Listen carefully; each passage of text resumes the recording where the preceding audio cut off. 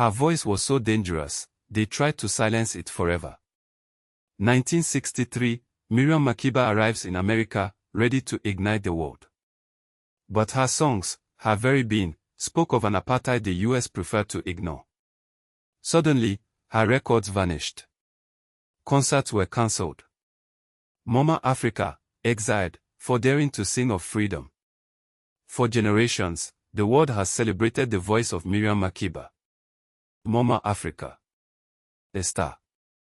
But beneath the glamour, beyond the soaring melodies, lies a story of power so potent, it threatened an empire. A story deliberately buried. This is the hidden truth. Makeba was more than just a singer. She was a daughter of the soil, forged in the crucible of apartheid. Her music, raw and defiant, became the anthem of a people struggling for freedom. She wasn't just performing on stage, she was challenging the very foundations of white supremacy, note by note, concert by concert. Her reach extended far beyond the borders of South Africa. In 1963, she addressed the United Nations, pleading with the world to take action against the brutal regime. She laid bare the horrors of apartheid, unflinchingly, before the world's most powerful leaders. The impact was undeniable, the embarrassment for South Africa, palpable. But it wasn't just the apartheid government she rattled. The aftershocks of her truth-telling reached the shores of America. Here, in the land of the free, Makeba found herself facing a different kind of oppression. One cloaked in Cold War paranoia and racial prejudice. Her marriage to Stokely Carmichael, a prominent figure in the American civil rights movement, became a lightning rod. Suddenly, the woman who had captivated the world with her voice was labeled a radical, a subversive. Her albums vanished from record stores. Concerts were cancelled. Radio stations refused to play her music. The United States government, the supposed beacon of democracy, had effectively silenced Miriam Makeba. And why? Because her voice, her message, her very existence, posed a threat. A threat to the established order. But, wait. What? That's not the shocking part. The shocking part is that the ban on her music wasn't officially lifted until 1990, when Nelson Mandela was released from prison. For nearly 3 decades, the voice of Mama Africa was silenced in America. Let that sink in. Why it matters now. The story of African women is not one of sudden emergence.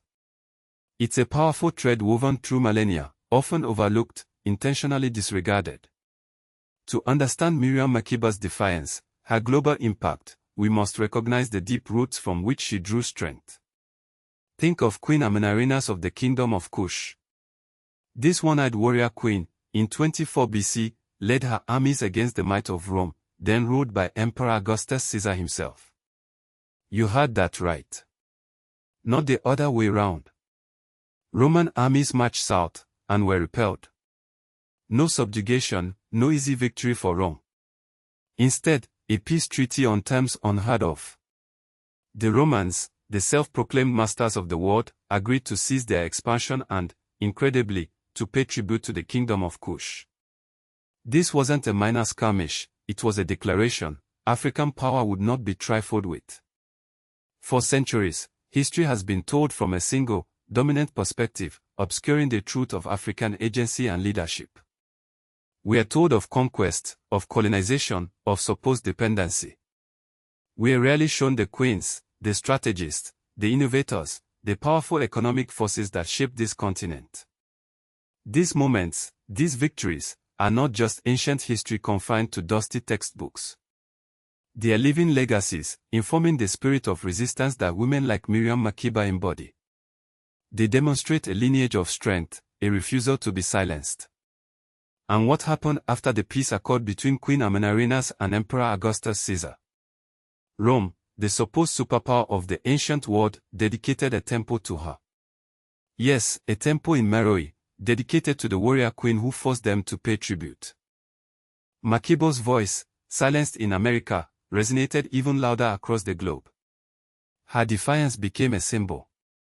A symbol that still echoes today, reminding us that African voices, especially women's voices, are powerful and must be heard.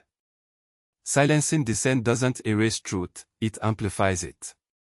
For African women today, Makeba's story is a lesson in resilience, in using your gifts to fight injustice, and in the enduring power of cultural expression. It's a reminder that our heritage is valuable, our stories matter, and our economic liberation is crucial. Speaking of which, if you're looking to further empower yourself through financial knowledge and connect with your African wealth potential, check out our Africa Wealth Blueprint.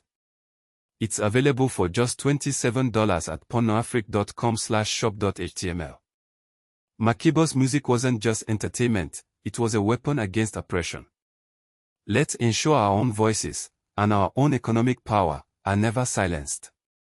Subscribe for more African wealth stories. Globe showing Europe Africa Money Bag.